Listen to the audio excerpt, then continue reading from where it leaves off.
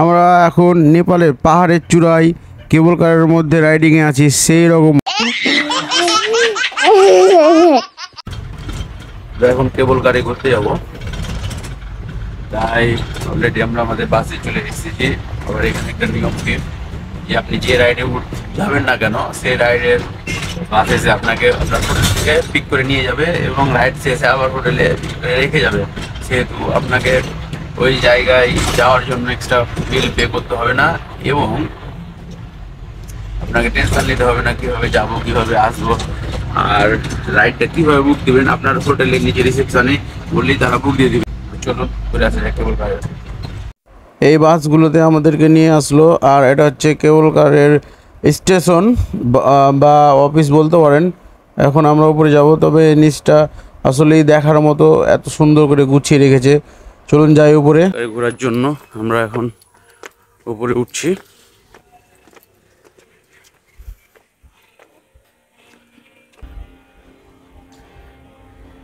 সেই আলোকটা এখান থেকে সুন্দর বোঝা যাচ্ছে, একেবারে ক্লিন।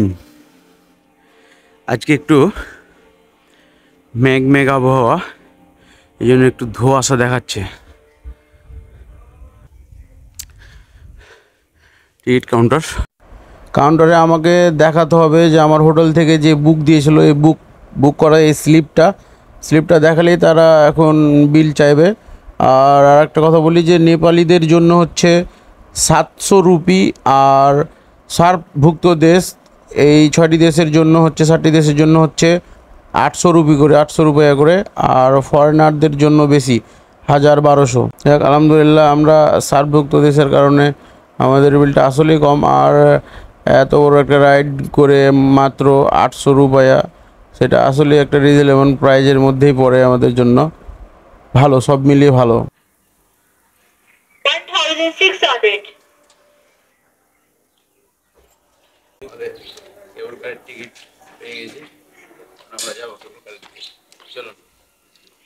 কেবল কারের জন্য আমরা এগোচ্ছি আমাদের গন্তব্যস্থানে।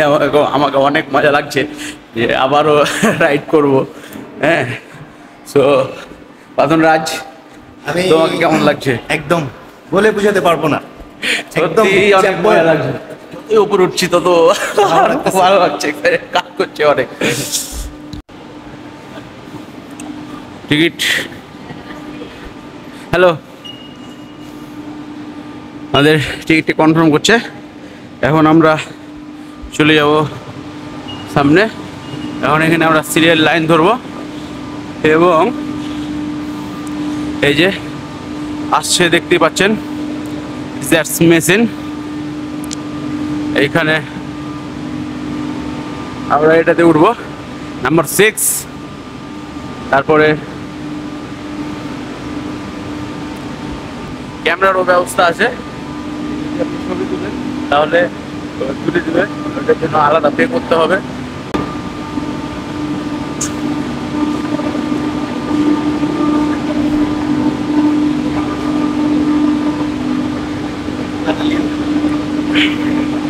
ধরো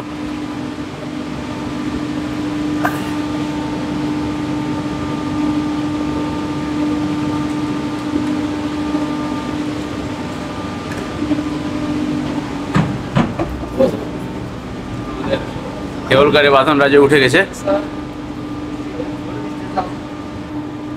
এইভাবে একের পর এক কেবল কার আসে আর এইভাবে নিয়ে যায়, আর এইখান থেকে স্লো আগাবে, এই রাস্তাটা দিয়ে স্লো আগাবে, তারপর হুট করে সময় যাবে আর কি।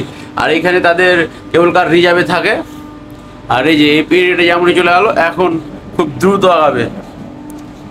আল্লাহ, ও নো, আমরা যাচ্ছি এখন, পাহাড়ে উঠছি করে। এই যে দেখুন আস্তে আস্তে আস্তে আস্তে এটা উপর দিকে উঠছে।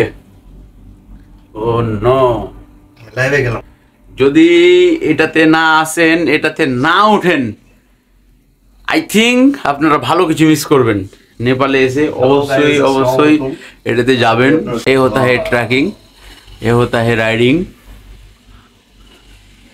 এই যে আসছে দিদি, নিচে দেখো বাবা, এই যে নিচে দেখেন যেভাবে আস্তে আস্তে উপরে উঠতেছি আমরা, দেখেন আস্তে আস্তে পাহাড়ের চূড়ায় উঠতেছি আমরা।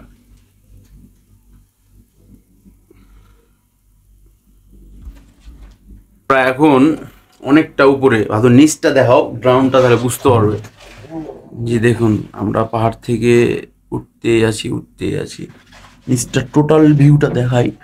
আমরা ঠিক ওই অফিসটা থেকে আসলাম, এই যে ব্ল্যাক, আমরা ঠিক এই অফিসটা থেকে আপনারা দেখতে উঠলাম। পাচ্ছেন আমরা কত উপরে উঠেছি, আমরা পুরো ভিউটা দেখেন, ভিউটা দেখেন, চারিদিক পাহাড়ে ঘেরা ভিউ। অনেকটা ঠিক বোঝা যাচ্ছে না, কারণ আজকে একটু কুয়াশা কুয়াশা ভাব, নইলে আপনার ফুল ভিউটা আজকে পেতাম। বাট এখান থেকে মোটামুটি এটা বোঝা যাচ্ছে। আমরা এখন প্রায় অনেকটা, আমরা আপনাকে বলি, ভেঙে বলি তাহলে বুঝতে পারবেন। বাংলাদেশে যেমন সাজেক পাহাড়টা আছে, সেম সেই পাহাড়ের থেকেও বেশি চূড়ায় আমরা এখন উঠছি কেবল কারে।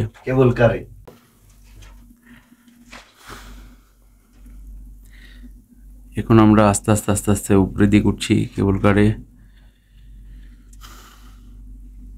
তবে হ্যাঁ দিয়ে রাখি, যতগুলো রাইড আছে সব চাইতে এইটা হচ্ছে কম টাকা নেয়।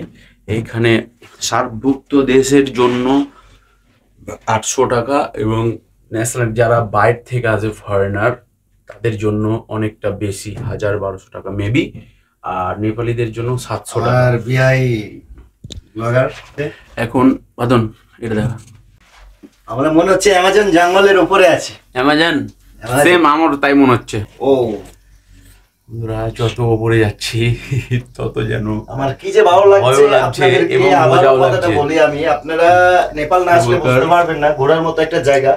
তবে আমি মনে করি যে বাংলাদেশে যেসব জায়গাগুলো আছে, যেমন প্যারাগ্লাইডিং, তারপর বাঞ্জি জাম্পিং, কেবল কার, এসব যদি ইনস্টল করে, আমি মনে করি বেস্ট কান্ট্রিদের মধ্যে বাংলাদেশ একটা থাকবে দর্শনার্থীদের জন্য।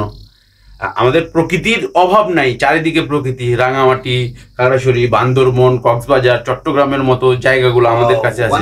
জাস্ট আমাদেরকে জাস্ট এগুলো তৈরি করতে হবে। ওয়াও, এইখান দিয়ে কার ওঠে গো, এত উপর দিয়ে, প্রাইভেট কার।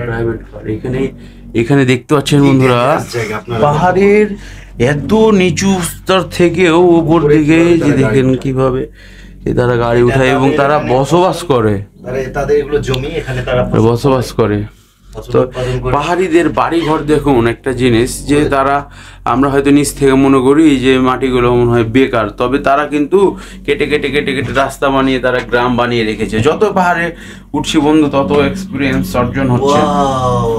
আমরা ভেবেছিলাম নিচ থেকে যে পোলটা লাস্ট দেখলাম সেটা থেকে মেবি আবার আমাদেরকে ওখানে ঘোরাফেরা করে ব্যাক করতে হবে, বাট তা না, এখানে যতই যাচ্ছি তত চেন উপরে উঠতেই আছে। অনেক উপরে উঠতে। এখানে দেখুন বন্ধুরা, রাস্তা, পাহাড়ি রাস্তা। গতকালকে নাগরকোট গেছিলাম, এখান দিয়ে ওদিক দেখতে পাওয়া যায় না, আমরা যে আসলাম কোথা থেকে। আর ওই দিকটা পুরোটাই আজকে ব্যাড লাক বলবো না, আছে যে আর কি আকাশটা ক্লিয়ার পাইনি। যদি আকাশটা ক্লিয়ার পেতাম তাহলে আরো ফুল ভিউটা একবারই টোটাল দেখানো যেত, বাট আকাশে আজকে মেঘ অবস্থা। আমাদের বাংলাদেশের সর্বোচ্চ উঁচু পাহাড় হচ্ছে সাজেক, বাট সাজেক পাহাড়টা কি খাড়া, একেবারেই খাড়া। হ্যাঁ, বাট নেপালের এই পাহাড়গুলো হচ্ছে ওয়াইড বেশি, হ্যাঁ, অনেক চওড়া। এই জন্য এই জায়গার পাহাড়ি অঞ্চলগুলোকে, রাস্তাগুলোকে কেটে কেটে আঁকা বাঁকা পথ করে এভাবে উপরে যতই যাচ্ছি ততই গ্রাম রাস্তা টোটালটা দেখতে পাচ্ছি। গতকালকে নাগরকোট গেছিলাম, নাগরকোটের সেম একই রকম ভিউ, একেবারে পাহাড়কে কেটে কেটে রাস্তা করা আছে। তবে খুবই সুন্দর অঞ্চল। আর কি বলবো, আসলেই যদি নেপালে কেউ আসে আর পোখারা না আসে, আসলে অনেক কিছু মিস করবে। সব মিলিয়ে ভালো আর কি, পোখারায় সব কিছুই আছে, রাইডিংগুলো এখানে আসলে অবশ্যই করবেন। আর এই যে দেখতে পাচ্ছেন আবারও পাহাড়ের চূড়ায় রাস্তা। এদের এত ভালোভাবে রাস্তা হওয়ার প্রধান কারণ হচ্ছে এদের পাহাড়গুলো হচ্ছে পাথরের, আর বাংলাদেশের ম্যাক্সিমাম পাহাড়গুলোই হচ্ছে মাটির পাহাড়, এই জন্য আমাদের বাংলাদেশের রাস্তাগুলো তো ভালো হয় না বা করতে পারে না। বাট এইখানে ম্যাক্সিমাম পাহাড়ি পাথরের পাহাড়, এই জন্য আর কি এদের করা সম্ভব। আর এই জায়গায় জায়গায় যতই ঘুরছি ততই দেখতে পাচ্ছি, আর মেঘ আমাদের নিচে এই জিনিসটা বেশি ভালো লাগছে। তাদের গ্রামগুলো বেশি ভালো লাগছে, তাদের চাষাবাদ খুবই সুন্দর, স্টেপ বাই স্টেপ তারা করেছে। তো চলুন কেবল কার স্টেশন থেকে বাকি সব জায়গাগুলো আমরা একটু ভালোভাবে এক্সপ্লোর করার চেষ্টা করব। সাথে থাকুন, পাশে থাকুন, ভিডিওটি দেখতে থাকুন এবং আমার ইউটিউব চ্যানেলটি একটু সাবস্ক্রাইব করে দেবেন। ধন্যবাদ। কেবলকার স্টেশনে চলে এসেছি আমরা, উপরের পাহাড়ের উপরের স্টেশনে, আর কিছুক্ষণের মধ্যেই নামবো। তবে কেবলকার এই স্টেশনটা পুরোটাই আমরা দেখার চেষ্টা করব, যেহেতু নিচের স্টেশনটাতে সেরকম কিছু ছিল না, পরিবেশটা ভালো ছিল, বাট উপর থেকে আরও বেশি ভালো লাগবে। তো চলুন নামি, দেখি স্টেশনটাতে কি কি আছে, কীরকম দেখাই। এখন আমরা নামবো।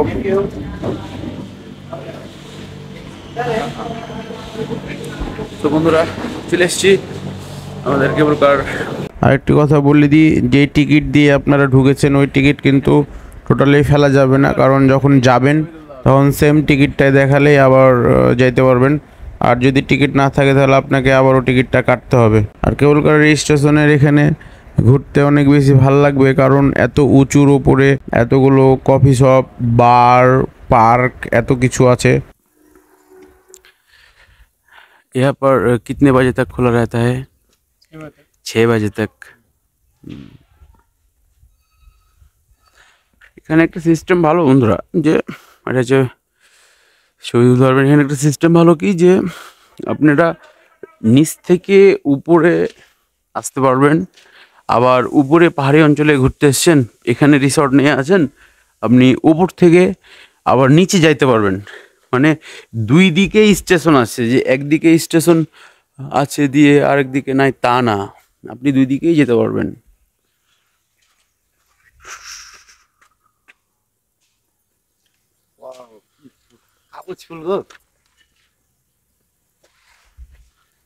কেবল কার স্টেশনের উপরে এই যে দেখতে পাচ্ছেন, এটি হচ্ছে একটি কফি শপ। মানে কি বলবো বন্ধুরা, এমনি তো এত উঁচু পাহাড়, তার উপরে আরও 5 তলার উপরে কফি শপটা করেছে, দেখেই ভালো লাগছে। সো এই কফি শপে কফি খাওয়ার জন্য আমরা অলরেডি লিফটে উঠে পড়েছি। এখন আমরা যাব 5 তলার উপরে। তবে এটা যেই করুক না কেন, এত চিন্তা ভাবনা করে করেছে যে আসলেই মজা। এত পাহাড়ের উঁচুতে আবার শুধুমাত্র একটা কফি শপের জন্য এত উঁচুতে করেছে। আসলে এই কফি শপটা দেখে সেই রকম লাগছে, বাট এখানে কোনো লোকজন নাই, মেবি স্টার্ট হচ্ছে, এই জন্য কাউকে দেখতে পাচ্ছি না। একটি আপু মোছামুছি করছে, মানে এখনও স্টার্ট হয়নি। আমার কপালটা খারাপ, এখানে আমি কফিটা খাইতে পারলাম না, তবে ইনশাল্লাহ নেক্সট টাইম খাবো।